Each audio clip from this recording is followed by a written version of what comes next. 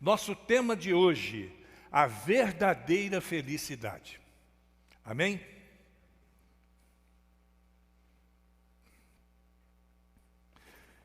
Não me neguei nada que os meus olhos desejaram. Não me recusei a dar prazer algum ao meu coração. Na verdade, eu me alegrei em todo o meu trabalho. Essa foi a recompensa de todo o meu esforço. Contudo, quando avaliei tudo o que as minhas mãos haviam feito e o trabalho que eu tanto me esforçara para realizar, percebi que tudo foi inútil. Foi correr atrás do vento. Não há qualquer coisa, qualquer proveito no que se faz debaixo do sol. Texto da palavra de Deus. Alguém pode achar que não é coerente, mas é texto da palavra de Deus, não tem o que discutir. Com a palavra de Deus não existe questionamentos.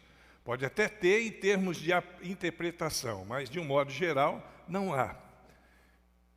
E o nosso tema, ele diz respeito à felicidade. Todo mundo quer ser feliz, né? Quem aqui não quer ser feliz? Tem alguém aqui que não quer ser feliz? Todo mundo quer ser feliz. A felicidade é uma necessidade básica do ser humano. É uma necessidade que todos nós temos.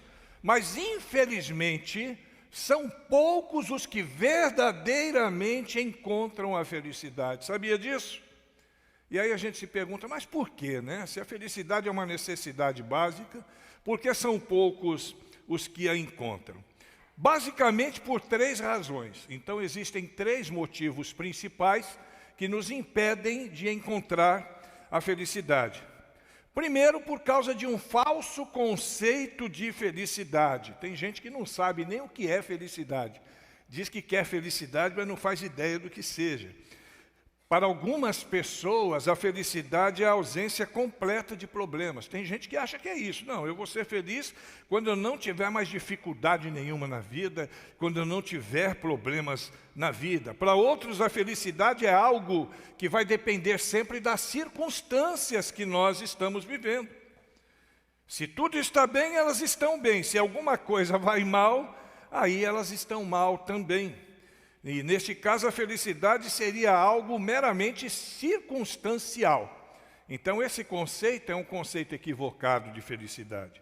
Segundo, por causa das associações que são feitas ao que elas têm como felicidade. Algumas pessoas associam a felicidade a coisas materiais.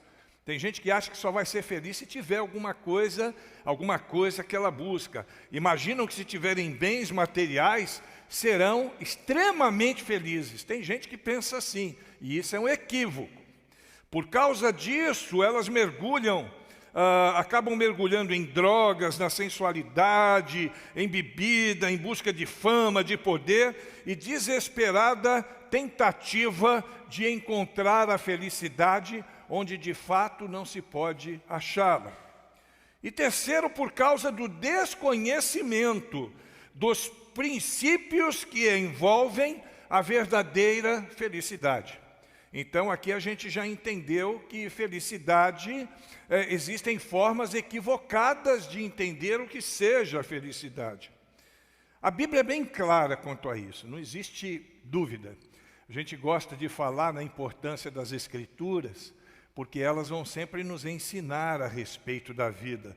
Lá no Salmo 119, no versículo 165, nós lemos o seguinte: muita paz têm os que amam a tua lei, e não há nada que os faça tropeçar. Isso é ser feliz. Muita paz, é ter paz no coração. Só é feliz aquele que aplica os princípios de Deus na sua vida. Não é se transformar num fanático religioso. Tem gente que faz esse equívoco também. Acha que ser feliz, aplicar os princípios de Deus na vida, é ser um fanático religioso, andar com fanatismo, andar com determinadas situações aí que impedem até da pessoa ser feliz, o que é contrário ao ensinamento bíblico, porque na Bíblia diz que nós podemos todas as coisas. É claro que nem todas as coisas nos convêm e não podemos nos deixar dominar por nenhuma, mas todas as coisas nos são lícitas. A Bíblia diz isso, e a gente tem que aprender a lidar com isso. O livro de Eclesiastes, ele nos mostra como Salomão, o grande rei Salomão, procurou a felicidade. E a gente vai dar um passeio em alguns versículos deste livro e de outro livro dele também, para que a gente possa então entender e pegar um norte nesse sentido, pegar uma direção. Quando a gente pegar um norte, não quer dizer que eu vou lá para o norte do país, quer dizer pegar uma direção, né? Todo mundo sabe disso, e nós precisamos. E aquele rei, o rei Salomão, com a sua notável personalidade, ele buscou de todos os meios encontrar a verdadeira felicidade. Se você ler o livro de Eclesiastes, você vai ver isso, essa busca desenfreada dele em encontrar a felicidade, porque ele queria, como todos os homens, ele tinha essa necessidade básica, como todos os homens, de ser feliz. E por isso ele saiu batendo de porta em porta, como muita gente. Tem muita gente que é exatamente ele, e como ele, sai batendo de porta em porta, procurando essa tal felicidade. Muita gente. E Salomão, ele descobriu algumas coisas a respeito da felicidade, e ele compartilha conosco. E nessa noite eu quero compartilhar com a igreja algumas descobertas que foram feitas por ele, para que podemos, através deste conhecimento que ele compartilha conosco, considerando que ele, segundo as Escrituras, é o mais sábio homem que já existiu, nós queremos também descobrir onde está essa dita felicidade. Vamos procurar a felicidade na palavra de Deus, através de Salomão? Então vamos lá. Em primeiro lugar, Salomão, na sua peregrinação na vida, e ele peregrinou, ele viveu muitos anos, ele descobriu que a verdadeira felicidade não estava no dinheiro. Preste atenção. A verdadeira felicidade, ela não está no dinheiro. Eclesiastes, capítulo 2, versículo 8, diz assim: ajuntei também para mim prata e ouro, e tesouro dos reis e das províncias. Ele juntou muito dinheiro, ele ganhou muito dinheiro, ele conseguiu ter um bom patrimônio. Eu queria pedir depois que alguém trouxesse água para mim, que a minha boca vai secando rapidamente. Salomão pensou, dentro da visão dele, ele imaginou que adquirindo bens materiais, ele poderia preencher o vazio da sua vida, o vazio do seu coração, e desta forma se transformar em alguém extremamente feliz. Assim ele se entregou de corpo e alma e começou a adquirir coisas, começou a comprar, começou a possuir. Ele comprou quase que o mundo todo, ele teve muita riqueza, ele foi um homem extremamente rico, de tal maneira que a sua riqueza ficou conhecida em todo o Oriente. Nós conhecemos a história da rainha de Sabá, que veio de longe para poder conferir se aquela riqueza correspondia de fato à fama que estava se espalhando por toda a terra. Ela pensava, claro, que as notícias que ela recebia a respeito de Salomão eram exageradas. Mas quando ela chegou e viu a glória do reino de Salomão, ela ficou maravilhada. E lá em 1 Reis, capítulo 10, versículo 7, ela diz assim: nem a metade disso tudo se contou. Ela pensou que ia encontrar muito menos, e ela descobriu que era muito mais do que ela imaginava. Mas eu quero dizer uma coisa para vocês, para que fique claro para nós. Não há nada de errado em querer ser rico. Não tem problema nenhuma da pessoa ser rica, não existe pecado em ser rico. Pecado é você adquirir as coisas materiais de forma desonesta, ou permitir que o dinheiro se torne o Deus da sua vida. Isso é pecado. Agora, ter dinheiro não é problema nenhum. Nós só precisamos entender que quem deve estar em primeiro lugar da nossa vida é Deus. Obrigado, Juliana. É Deus que deve estar em primeiro lugar da nossa vida, e não o dinheiro, em momento algum. E Salomão descobriu uma coisa interessante. Ele descobriu que é possível ter muita coisa no bolso e nada no coração. E eu queria que você soubesse disso. É possível ter muita coisa no bolso e não ter nada no coração. Ele descobriu que, muito embora ele fosse um dos homens ou o homem mais rico da terra, a sua alma estava indo à falência. Enquanto ele crescia financeiramente, a sua alma indo à falência, porque não era ali que estava o maior tesouro que ele poderia ter. Jesus nos ensinou que nós devemos juntar tesouros nos céus. Está lá em Mateus 6, 19 e 20. É nos céus que eu junto tesouro. E nós sabemos que no céu não entra ouro nem prata, né? A não ser aquelas figuras que a gente tem nas Escrituras, mas aquilo não é ouro igual esse ouro que a gente tem aqui. Esse ouro esse ourinho que a gente usa aqui, não é nada disso não. Jesus disse que a vida não consiste naquilo que nós podemos ajuntar. Isso está em Lucas, no capítulo 12, no versículo 15. E ele também disse que nem só de pão vive o homem, Mateus 4, 4. E quando Jesus está fazendo o Sermão do Monte, ele ensina um princípio que precisa ser aplicado na vida de todo mundo. Ele diz que nós devemos buscar primeiro o reino de Deus e a sua justiça, e assim todas as outras coisas, e aí ele se refere de fato a bens materiais, elas nos serão acrescentadas. Está lá em Mateus 6, 33. E a gente precisa entender isso. Não existe felicidade no ter. Lembra-se do jovem rico? Nós pregamos recentemente sobre ele. Ele tinha um probleminha. Faltava uma coisinha, está escrito lá em Marcos 10, 21. Ele amava mais o dinheiro do que ele amava a Deus.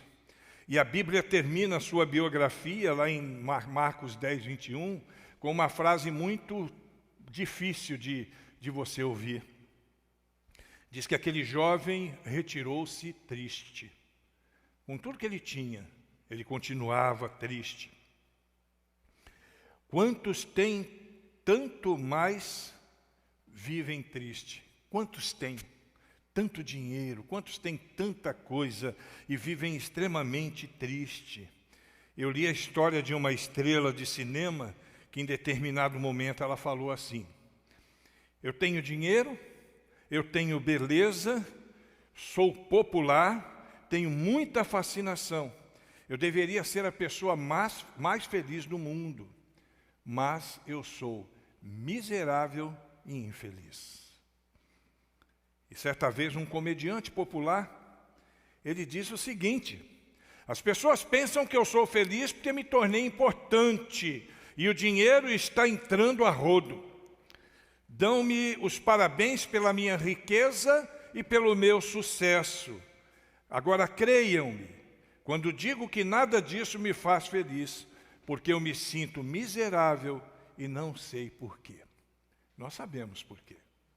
Porque não é o dinheiro, não são os bens que vão trazer a felicidade à vida de ninguém. Então, se você está buscando felicidade correndo atrás do dinheiro, você está correndo atrás do vento. Não vai para lugar nenhum. Vai encher o bolso de dinheiro. E como Salomão vai continuar com o coração vazio naquele momento. Segundo lugar, Salomão ainda na sua peregrinação, vivendo e caminhando por essa vida, descobriu que a verdadeira felicidade não estava na cultura, não estava no conhecimento. E ele descobriu isso. Ele tornou-se um notável estudante. Salomão é um estudante digno de nota. Ele escreveu o livro de Provérbios, e lendo esse livro nós percebemos a profundidade da mente daquele homem. Era uma pessoa extremamente inteligente. Ele escreveu o livro de Eclesiastes, que é um verdadeiro compêndio de filosofia, que lhe daria provavelmente até uma tese de doutorado. Ele escreveu o livro de Cantares de Salomão, um dos mais lindos romances da literatura humana. Não tem nada que se compare.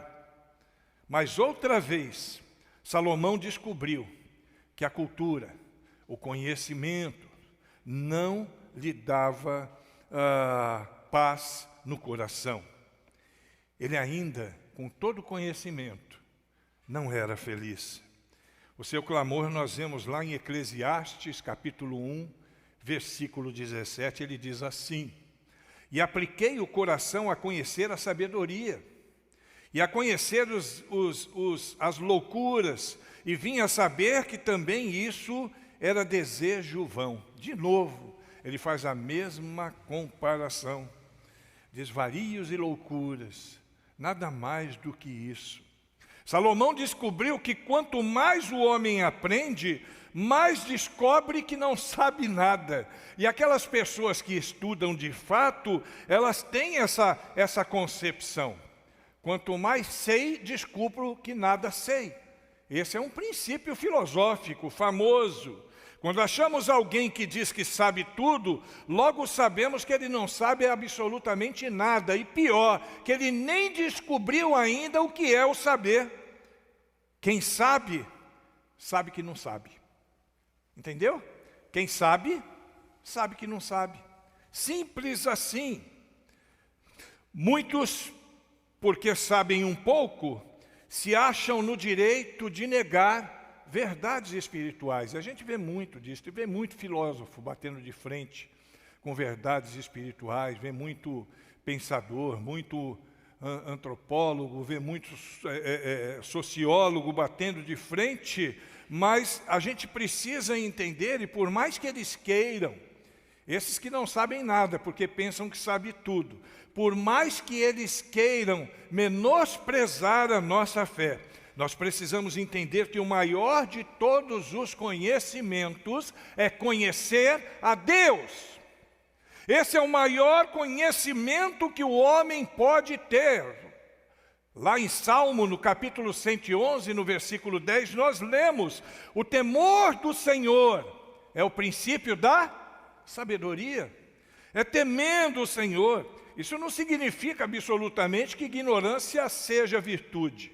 Não é, mas o que Salomão descobriu é que por mais que ele tivesse o bolso cheio de dinheiro, por mais que ele tivesse a sua cabeça cheia de conhecimento, ainda assim continuava com o seu coração vazio e continuava infeliz.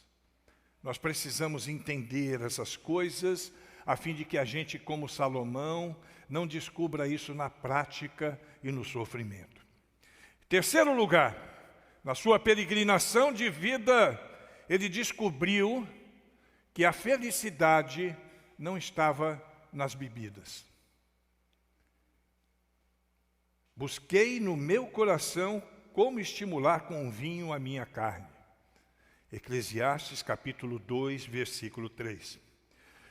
Salomão, depois de perceber que não era nem dinheiro, nem conhecimento, ele foi para a bebida. Ele falou: vou encher a cara para ver o que acontece. De repente eu fico alegre. De repente eu ficando chapado, eu vou encontrar a felicidade. Ele pensou que na bebida ele poderia afogar as suas dúvidas, ele poderia afogar os seus problemas, ele poderia sair daquela situação que ele vivia e encher o seu coração, encontrando assim a verdadeira felicidade. E como ele era um homem rico, eu imagino que ele tenha comprado as melhores bebidas que estavam disponíveis na sua época. Mas o que ele descobriu é que o vinho é escarnecedor. O que ele descobriu é que a bebida, ou o embebedar-se, é maldição para a vida do homem. O álcool nunca trouxe, nunca trará felicidade a ninguém, irmãos. Muito pelo contrário, ele destrói o cérebro, ele destrói o corpo, ele destrói a alma, ele destrói a saúde, ele destrói a própria vida. Eu atendo hoje no CAPES e nós temos um problema recorrente aqui em Medeiros Neto. É o uso excessivo de álcool. Como é difícil, irmãos. Como a gente vê vidas destruídas ou caminhando para a destruição. Pessoas que às vezes elas tentam encontrar no álcool uma forma de resolver a sua vida, mas não conseguem. Quanto mais se aprofundam, mais eles ficam longe da verdade de Deus. Eu ouvi uma história uma vez de um homem que começou a beber só um pouquinho. Às vezes não ficava nem com mau cheiro, nem com bafo. Tem gente que às vezes fica assim, né? Tá, eu só vou tomar umazinha só, não vou ficar nem com cheiro. Mas aos poucos, aquele pouquinho foi aumentando. Aquele copo de 300 já não dava mais, já tinha que ser o litrão, né? E foi aumentando, foi aumentando, foi aumentando. Porque você sabe que quando alguém começa a beber, aí sempre tem aqueles amigos do bar para dar uma futucada, né? Não, vamos tomar mais uma. São os que são conhecidos como amigo do copo. Você já ouviu falar disso, né? Os amigos do copo. E o cheiro, é. E você sempre vai encontrar os amigos do copo. Dificilmente você vai encontrar alguém que te leve para comer um lanche lá no açaí da irmã Ana. Dificilmente você vai encontrar alguém que te leve para comer uma comida especial ali no Panela da Terra, né? Você dificilmente vai encontrar essa pessoa para pagar um prato de comida. Mas para pagar uma cachaça, sempre vai ter alguém. É desse jeito. Eles levam você, pagam tudo para você, até que chega o dia quando você se torna um escravo deles e dela, dessas pessoas e da própria bebida. E aí você passa a ter que pagar para eles também. É tudo um processo. Aí você paga para eles. Dizem que um certo homem começou a beber assim. Ele começou a beber, foi bebendo, bebendo, bebendo, bebendo, até que um dia se tornou alcoólatra. E quando ele bebia, ele perdia o controle de tudo. Ele ficava uma pessoa sem ação. Esses dias atendi uma pessoa assim. Uma pessoa calma, tranquila, mas quando bebe fica violenta, perde a noção. E um dia esse camarada, diz essa história, ele acordou na cadeia. E ele acordou na cadeia aquele dia e ele, sem saber o que tinha acontecido, apareceu um guarda e ele perguntou para o guarda, onde é que eu estou? O guarda olhou para ele e falou, o senhor está na cadeia. Ele perguntou, o que é que eu estou fazendo aqui? Por que eu vim parar aqui? Aí o guarda disse, porque o senhor quebrou 1 litro de cachaça na cabeça de um companheiro de cópia. Esse companheiro seu está no hospital e você veio para a cadeia. Esse homem ficou triste com aquilo, diz a história, e depois de ficar alguns dias na prisão, ele foi para casa. E fez o propósito de nunca mais passar por uma situação como aquela. Só que ele continuou a beber. E dali a alguns dias, aconteceu um outro fato, e ele acabou sendo levado de novo à prisão. E aconteceu a mesma coisa, ele acordou no dia seguinte, sem saber o que tinha acontecido, viu o guarda e já foi logo perguntando, por que eu estou aqui agora? Porque agora ele já sabia onde estava, né? E o guarda disse, o Senhor está aqui hoje por uma razão muito mais forte do que daquela anterior. O Senhor está aqui por causa de um homicídio. E aquele homem ficou desesperado. Como assim? Assassinato? O guarda falou, foi. Um homicídio.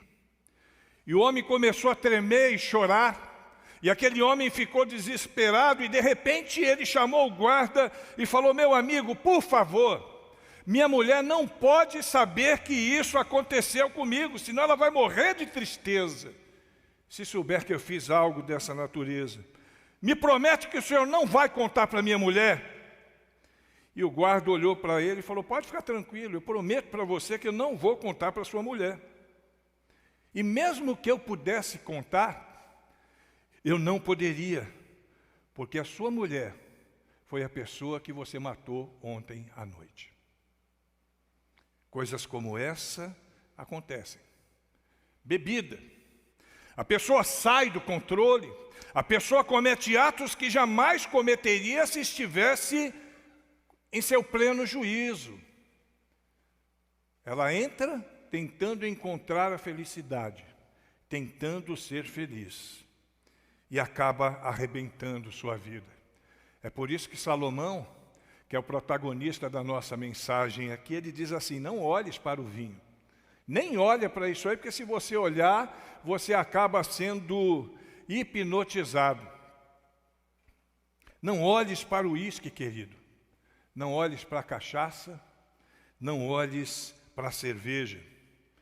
Pode ser muito bonito, pode ser cheiroso, pode ter um gelinho no copo, né? On the rocks. Pode ter um gelinho ali no copo. Pode a propaganda ser a propaganda mais bonita do mundo. Mas como uma serpente, ela vai te picar. E se ela te picar, você pode morrer. Cuidado com isso. Salomão nos chamou a atenção para isso. Em quarto lugar, Salomão, em sua peregrinação de vida, ele descobriu que a verdadeira felicidade também não estava no sexo. Eclesiastes, capítulo 2, versículo 8, ele diz assim: provi-me de concubinas em grande número. Salomão teve 700 esposas e 300 concubinas, mas isso também não satisfez o seu coração. É o que nós lemos lá em 1 Reis, capítulo 11, dos versículos 1 a 3, nós vemos o seguinte: o rei Salomão amou muitas mulheres estrangeiras, além da filha do faraó, moabitas, amonitas, edonitas, sodônias, etéias, das nações de que o Senhor tinha falado aos filhos de Israel. Não chegareis a ela, e elas não chegarão a vós. De outra maneira perverterão o vosso coração para seguirdes os seus deuses. A estas se uniu Salomão com amor, e tinha 700 mulheres princesas, não era tribufu não, eram 700 princesas, e 300 concubinas, e suas mulheres lhes perverteram o coração. Não é ali que está a felicidade. E se alguém aqui, de repente, ficou pensando, pô, até que não era mal não, viu? 700 mulheres. Eu quero lembrar você que quem tem 700 mulheres tem 700 sogras. Aí não é brincadeira não. 700 sogras. E o pior, já pensou? Se lembrar, Ranieri, do aniversário de todas elas, seria um trabalhão danado. É isso aí. Saber que muitos maridos se esquecem do aniversário de um mês. Se lembrou, né, André? Eu sei que lembrou, que eu vi logo cedinho, ele já estava botando lá, né? E que bom, né, que existem maridos assim dedicados. E nós estamos vivendo hoje em tempos e num mundo de muita imoralidade. Sexo livre, irmãos. Amor livre. Alguém aqui já ouviu falar de trisal? Alguém sabe o que é trisal? É um homem com duas mulheres ou uma mulher com dois homens, é o trisal. Isso hoje eu vou colocar entre aspas, mas é isso, é quase que comum. E eu não tenho nada a ver com a vida de ninguém, cada um faz da sua vida o que quiser, mas isso está fora do padrão que foi determinado por Deus para nós. É incrível como nós vivemos num mundo tão contaminado, essa questão da busca de sexo a todo custo. Pessoas que querem satisfazer a sua vida dessa maneira. Eu e a Rai já conhecemos pessoas e atendemos pessoas que eram viciadas em sexo. Pessoas que entendiam que poderiam encontrar a felicidade nos relacionamentos íntimos, na sexualidade. Mas eu quero aqui deixar para você a sabedoria de Salomão, que diz: não deu certo, não fui feliz. Não deu certo, não consegui. Não é ali que você vai encontrar a sabedoria, não é ali que você vai encontrar a alegria e nem tampouco a felicidade. Por último, caminhando para o final da nossa reflexão, Salomão, em sua peregrinação na terra, enfim descobriu aonde estava a verdadeira felicidade. Sabe onde ele encontrou a verdadeira felicidade? Eclesiastes capítulo 12, versículo 13. Este é o fim do discurso, tudo já foi ouvido. Teme a Deus e guarda os seus mandamentos, porque isso é dever de todo homem. Finalmente, Salomão descobriu que Deus é a fonte de toda felicidade humana. Não existe outro lugar onde você possa encontrar a felicidade de verdade. Você pode adquirir conhecimento e isso é bom para você. Você pode ter dinheiro e isso não há dificuldade nenhuma. Você pode ter uma vida sexual desde que você case e se comprometa com uma mulher ou com um homem para poder compartilhar a sua vida.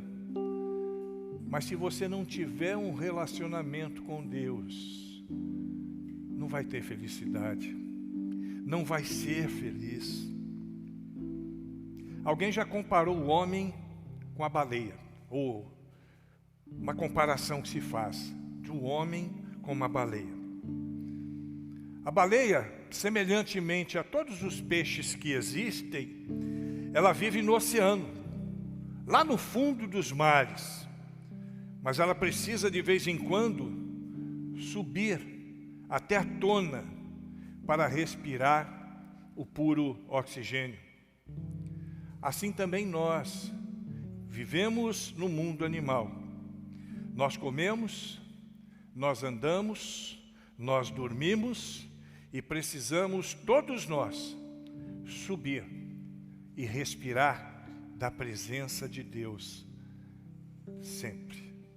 Precisamos fazer isso. Nós necessitamos da comunhão com Deus, porque sem a comunhão com Deus, nós não viveremos. Ou estabelecemos uma comunhão com Deus, ou morreremos. Por isso muitos são, irmãos, como cadáveres ambulantes, já se tornaram mortos por dentro, muito embora estejam vivos por fora. Tem muita gente nessa situação. Muita gente vivendo exatamente assim. Alguém também já comparou um homem com um copo. É uma outra comparação que pode se fazer. Um homem com um copo. Aberto em cima para receber as bênçãos de Deus. Mas o homem, quando se rebela contra o Senhor, e pelo seu pecado, ele vira o copo de cabeça para baixo. E quando o copo está virado de cabeça para baixo, ele não tem como receber as bênçãos de Deus. Quando se inverte o copo, 3 coisas acontecem. Primeiro, o copo se esvazia. Segundo, o copo se torna escuro. E terceiro, não tem sentido, ele não pode ser usado. O homem sem Deus é vazio. O homem sem Deus está em trevas. E o homem sem Deus não tem utilidades. Só Jesus pode dar significado à vida e felicidade no nosso coração. Se você está procurando a felicidade, essa tal felicidade, ela está em Jesus Cristo. Salomão falhou repetidas vezes até que ele conseguiu encontrá-la. E ele achou a felicidade em Deus, não porque Deus lhe desse coisas materiais, mas porque Deus consertou o seu coração. Como então alcançar a verdadeira felicidade? É a pergunta com a qual nós queremos encerrar a nossa fala. Agostinho, ele confirma o que Salomão descreveu. Ele diz: o seu coração não descansará enquanto você não achar Deus. O que você precisa, o que nós precisamos decididamente para experimentar a verdadeira felicidade é ter um encontro real com Deus, ter um encontro verdadeiro com Deus. E quero chamar a tua atenção que Salomão era um homem de Deus. Durante toda aquela situação que ele viveu, nas quais ele diz que não encontrou felicidade, ele era membro da sua comunidade religiosa. Tem muita gente nas nossas igrejas, irmãos, que ainda não encontraram a felicidade, porque estão buscando a felicidade onde ela não pode ser encontrada. Só um encontro com Deus. E o encontro com Deus não existe em nenhum lugar deste universo, a não ser que seja através de Jesus Cristo. Precisamos todos os dias, você que nos assiste, você que está aqui, precisamos ter essa convicção todos os dias. A verdadeira felicidade está em Cristo.